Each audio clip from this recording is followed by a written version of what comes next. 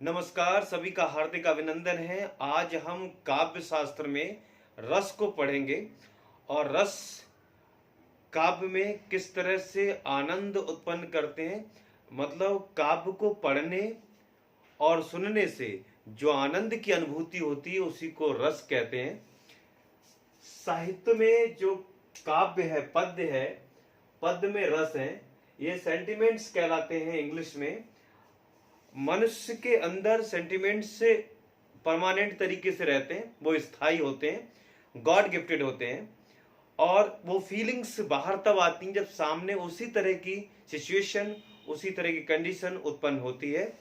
तो जो रस है वो सेंटिमेंट्स है। और रस का, वैसे कि हमने कहा, रस का शाब्दिक अर्थ है वो आनंद है। और रस का की परिभाषा है काव्य को पढ़ने या सुनने से जो आनंद की अनुभूति होती है उसे रस कहा जाता है। रस के 4 अंग होते हैं: स्थायी भाव, विभाव, अनुभाव और संचारी भाव। ये 4 अंग में जो स्थायी भाव प्रधान है और ये हर एक के जो प्राणी है, मनुष्य है, उसके अंदर विद्यमान रहता है परमानेंट तरीके से। ये पहले से फिक्स रहते हैं। वो स्थायी भाव है, प्रधान भाव कहलाता है। विभाव है जो स्थायी भाव को उत्पन्न करने में मदद करता है, जो जागृत करने में उद्बोधक है, उसका वो विभाव है। विभाव के 2 प्रकार हैं, आलंबन और उद्दीपन। अनुभाव शारीरिक विकार, जो शरीर में जो विकार होते हैं, परिवर्तन होते हैं रस के द्वारा, जो हमें महसूस कराते हैं, वो अनुभाव कहलाते हैं। अनुभाव 4 प्रकार के हैं: कायिक, आहार्य, वाचक और सात्विक। जो सात्विक अनुभाव है वो 8 प्रकार के हैं, जो स्तंभ से लेकर प्रलय कर, पहला स्तंभ है और लास्ट वाला प्रलय है, सात्विक जो अनुभाव है। संचारी भाव मन में संचरण करने वाले, जो आने जाने वाली फीलिंग्स हैं, वो संचारी भाव है। और ये 33 माने जाते हैं, 33। और हर्ष से लेकर व्याधि मतलब रोग तक, ये खुशी से लेकर रोग तक इनकी संख्या मानी जाती है। ये है हमारे संचारी भाव, जिसकी संख्या 33 है। नाटक में रस 8 माने जाते हैं। भरतमुनि के अनुसार भी रस 8 ही माने गए हैं। भरतमुनि प्रवर्तक थे रस संप्रदाय के। इन्होंने शांत रस को रस नहीं माना था।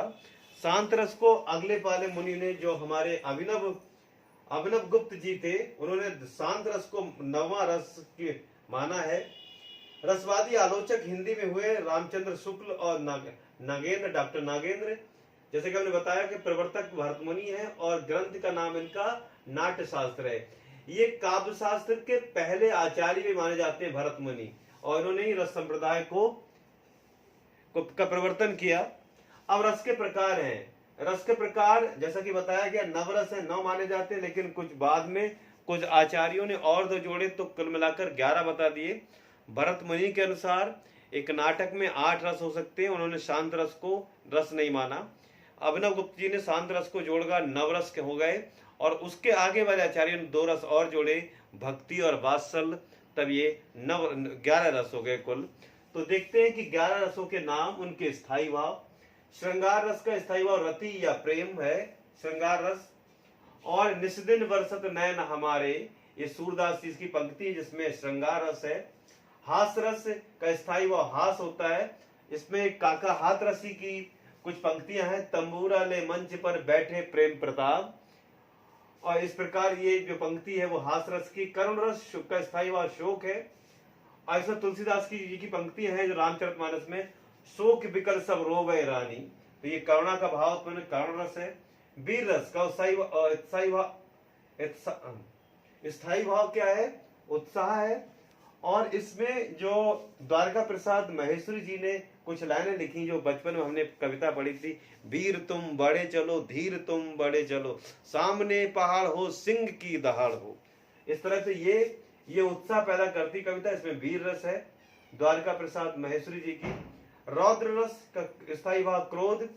श्री कृष्ण के सुन वचन, अर्जुन क्षोभ में जलने लगे, जे मैथिली गुप्त की है। और ये इन्होंने श्री कृष्ण के वचन सुनकर क्षोभ मतलब क्रोध में जलने लगे। कौन? अर्जुन। भयानक रस का स्थायी भाव भय।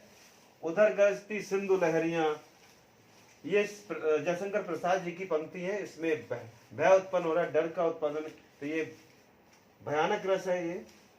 बीभत्स रस का स्थायी हुआ जुगुप्सा या घृणा होती है, जैसे सिर पे बैठो काग आंख दो खात निकारत। ये भारतेंद्र हरिश्चंद्र की लाइनें हैं जिन्होंने वर्णन किया है एक जहां जानवर को मार के फेंक देते वहां अगर गिद्ध के लिए तो बीभत्स रस है, जहां घृणा की अति हो जाए वहां बीभत्स होता है। जुगुप्सा उसकी स्थायी भाव है। अद्भुत का स्थायी भाव विस्मय या आश्चर्य होता है, जैसे अखिल भुवन चर अचर सब हरिमुख में लखी मातु। जब कृष्ण का मुख खुलवाया माता यशोदा ने तो उन्होंने पूरा संसार उसमें दिखा दिया, तो वो अचरज अद्भुत दृश्य था। तो यह अद्भुत रस है और इसको लिखा है सेनापति जी ने, इन लाइनों को लिखा है। शांत रस का स्थायी भाव शम या निर्वेद कहलाता है और एक कबीर की पंक्तियां हैं, मन रे कागज का पुतला, ये शांत रस की पंक्तियां हैं। वात्सल रस का स्थायी भाव वात्सल्य या रति, वात्सल रति मतलब प्रेम किसका, माता पिता का अपनी संतान के प्रति जो प्रेम होता है वो वात्सल्य कहलाता है। और इसमें है सूरदास जी की लाइन, किलकत कहना घुटवन आवत, मतलब कहना जो है वो घुटवन घुटवन चलकर आ रहा है। ये सूरदास जी ने बड़ी बाल अवस्था का वर्णन किया कृष्ण के। फिर है एक भक्ति रस, जो भगवत विषय कृति प्रेम अनुराग जो ईश्वर से किया जाता है। ईश्वर से प्रेम जो है वो भक्ति रस, माता पिता के अपने शिशु व बच्चे के प्रति प्रेम वो वात्सल्य है, और शादी से प्रति नायक नायिका का प्रेम है वो श्रृंगार है। और श्रृंगार रस को ही रस का रसराज कहा जाता है, रसों का राजा कहा जाता है श्रृंगार रस को। इसकी जो भक्ति रस है, जैसे राम जपू बाबरे, ये तुलसीदास जी की लाइनें हैं, ये भक्ति रस में है।